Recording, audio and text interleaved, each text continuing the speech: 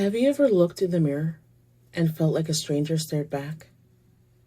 Like no matter how much you try, you're always falling short? This is the story of Brielle. From the outside, Brielle had it together. A well-paying job, a spacious apartment in the city, and a picture-perfect social media filled with smiling faces. But behind closed doors, she was drowning, caught in a silent war between who she was and who she thought she needed to be. Every promotion she earned felt like a fluke. Every compliment felt undeserved.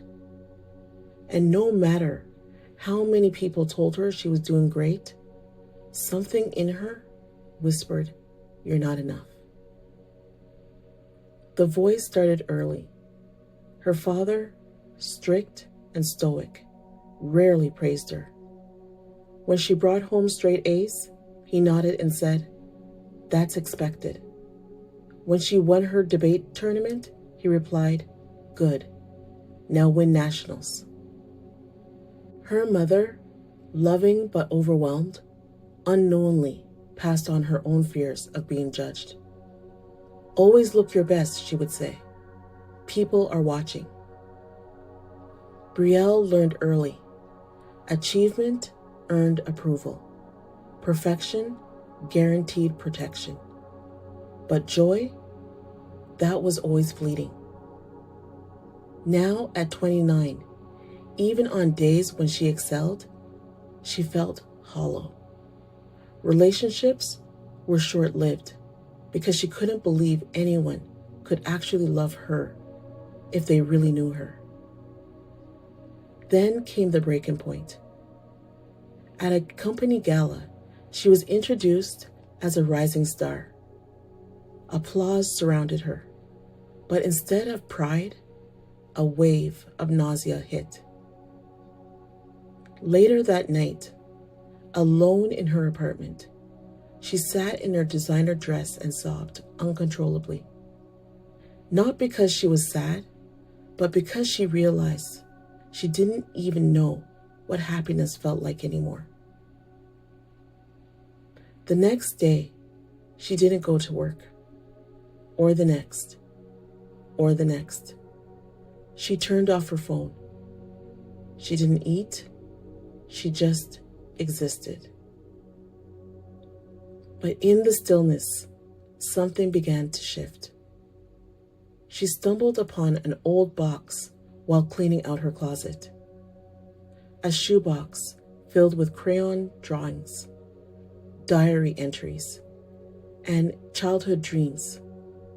One drawing caught her eye, a stick figure labeled "Me," standing on a hill under a bright yellow sun. The figure was smiling, arms open wide. No trophies, no makeup, just joy. It stopped her cold. She realized she had been chasing a version of success that was never hers to begin with.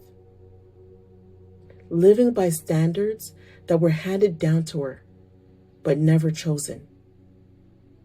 So she did something different. She wrote herself a letter. "Dear Brielle, I'm sorry I've been so hard on you. I've judged you for every flaw and ignored every win. But you deserve better. You are allowed to just be. You are enough. Right here, right now." She read it every morning. Then she found a therapist.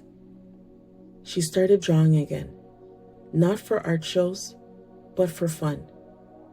She volunteered once a week, reconnecting with people who didn't care about her resume, just her heart. And slowly, the voice in her head began to change. Not every day. Some days were harder than others. But now, when she heard "You're not enough," she responded, That's not true. I am, and I'm learning to believe it. Brielle didn't become someone new. She finally became herself. And that's the power of self-worth. It's not about achievements, likes, or fitting into someone else's box. It's about knowing deep down that who you are is already whole. Let's encourage each other to embrace our self-worth. Together, let's move from doubt to power, one story at a time.